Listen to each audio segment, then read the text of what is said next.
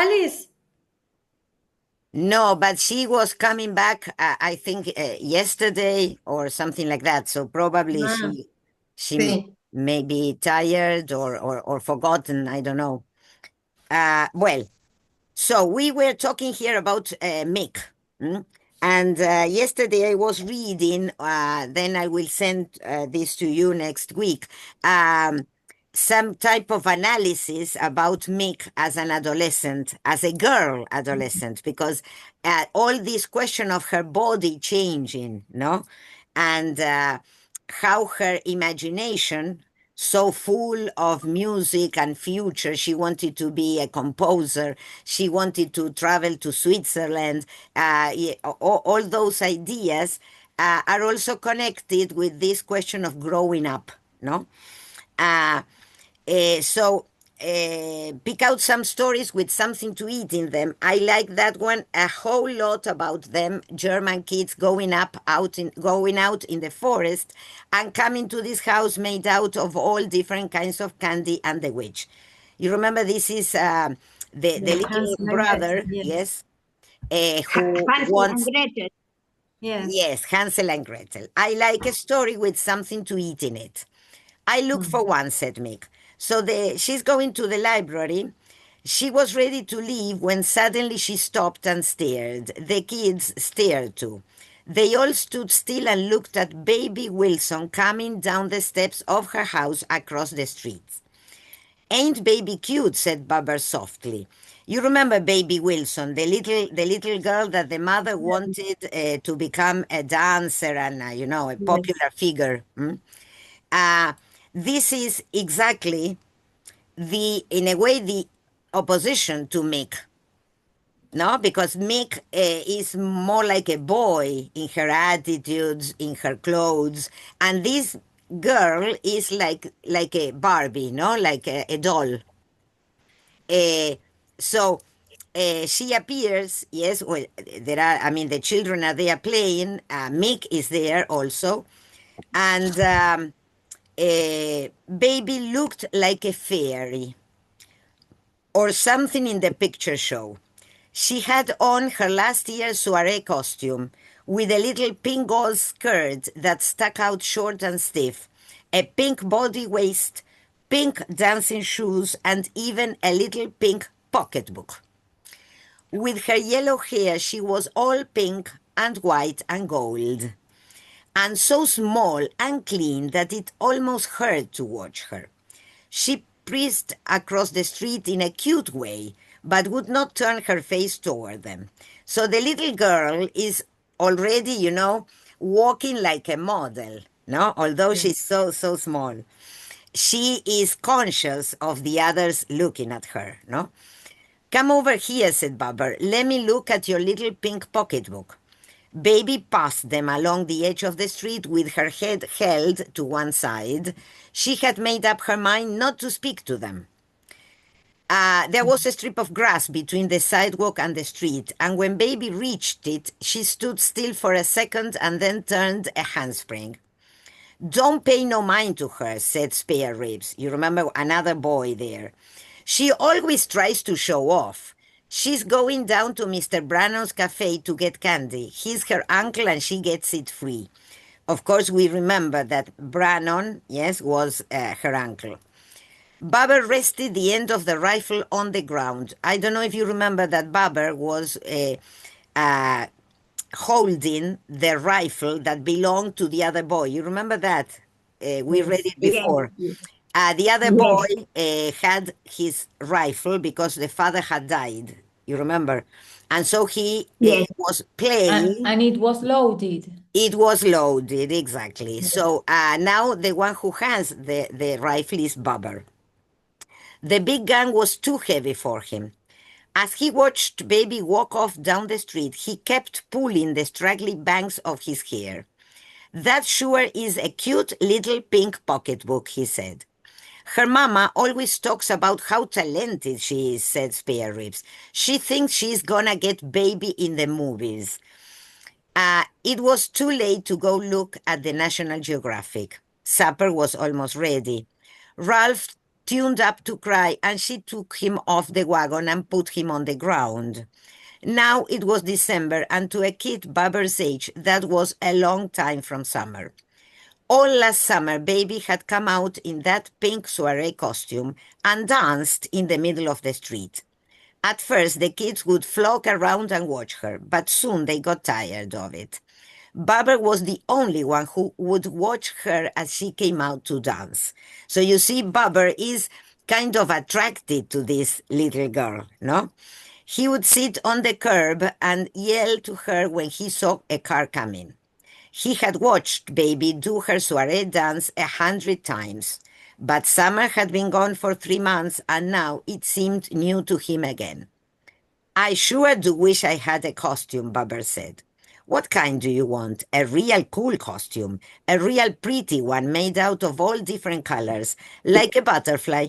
That's what I want for Christmas." So you see, the boys, that and a bicycle. "Sissy," said Spare Ribs. The other boys make fun of him because he wants a costume, no? Bubber hauled the big rifle up to his shoulder again and took aim at a house across the street. "I dance around Danger in..." is coming. Danger is coming, no? Of course, Danger. of course. "I dance around in my costume if I had one. I'd wear it every day to school." Mick sat on the front steps and kept her eyes on Ralph. Bubber wasn't a sissy, like Spare Ribs said. He just loved pretty things. She'd better not let old Spare Ribs get away with that. So Mick is thinking of taking revenge. Youngest kids are always the toughest. I'm pretty hard cause I've lot of them on top of me. Bubber, he looks sick and likes pretty things, but he's got guts underneath. So Mick thinks that Bubber is a normal boy, only that he likes beautiful things. So everything was quiet. The sun was behind the roofs of the houses, and the sky in the west was purple and pink. On the next block, there was the sound of kids skating. Bubber leaned up against a tree, and he seemed to be dreaming about something. The smell of supper came out of the house, and it would be time to eat soon. "Look it," Bubber said suddenly. "Here comes Baby again. She sure is pretty in the pink costume." Baby walked toward them slowly. She had been given a prize box of popcorn candy and was reaching in the box for the prize. She walked in that same pretty, dainty way. You could tell that she knew they were all looking at her. "Please, Baby," Bubber said when she started to pass them. "Let me see your little pink pocketbook and touch your pink costume." Baby started humming a song to herself and did not listen. She passed by without letting Bubber play with her. She only ducked her head and grinned at him a little. Bubber still had the big rifle up to his shoulder. He made a loud pow sound and pretended like he had shot. Then he called to Baby again, in a soft, sad voice, like he was calling a little kitty. "Please, Baby, come here, Baby." He was too quick for Mick to stop him. She had just seen his hand on the trigger when there was the terrible ping of the gun. Baby crumpled down to the sidewalk. It was all like she was nailed to the steps and couldn't move or scream. Spare Ribs had his arm up over his head. Bubber was the only one that didn't realize. "Get up, Baby," he hollered. "I ain't mad with you." It all happened in a second. The three of them reached Baby at the same time. She lay crumpled down on the dirty sidewalk. Her skirt was over her head, showing her pink panties and her little white legs. Her hands were open. In one there was the prize from the candy, and in the other the pocketbook. There was blood all over her hair ribbon and the top of her yellow curls. She was shot in the head, and her face was turned down toward the ground. So you see, accidentally, obviously, Bubber had shot Baby. And Baby is now on the floor, all covered in blood. Oh, So a real disaster, a real tragedy, yes? So much happened in a second. Baber screamed. Yes, Malena. No, I was reading last week the quantity of accidents that now happen in the US because there are many shootings at schools and many accidents among the family members. Yes, because they have guns at home. Yes. So Obviously. that is in the 40s, but it is already happening. Yes, yes. And this is a real accident, let's say, because Baber didn't want to shoot. I mean, he didn't know he had shot the girl. But obviously, the fact is that the Spare Reeves' father had a rifle. And when the man died, the boy could have the rifle in the street. I mean, you see, the problem is that children are allowed to have guns. And this goes on and on. Yes, you remember that I told you when Santiago, my son, goes to Texas where he works, no? And he tells me that you go to the supermarket and you can buy a gun, a Yes, rifle, in or Walmart. yes, like I mean, What? like you buy, I don't know, yo qué sé, any other thing. Una escopeta. Sí. He said that they sell them like, I mean, like you buy, I don't know, nails, pues, Yes, clavito, yo qué sé, lo mismo. So anybody can have a rifle at home. And this is what is happening here too. Yes. How yes, can the boy bring the rifle loaded to the street? So yes. it is all a tragedy, let's say, no? And Baber is a very little boy. He doesn't know how to write. So, bah. So, Imagine the tragedy for the family of baby. The yes, mother that was expecting her to be a star on the cinema or in yes, theater. and the tragedy for Mick's family too. mm, because yes. because I mean the problem is also the United States is also famous for the trials, no? Yes. And that is not something new. This comes from a long time ago too. So they have to pay for everything because the one who produced the tragedy was Baber. So well.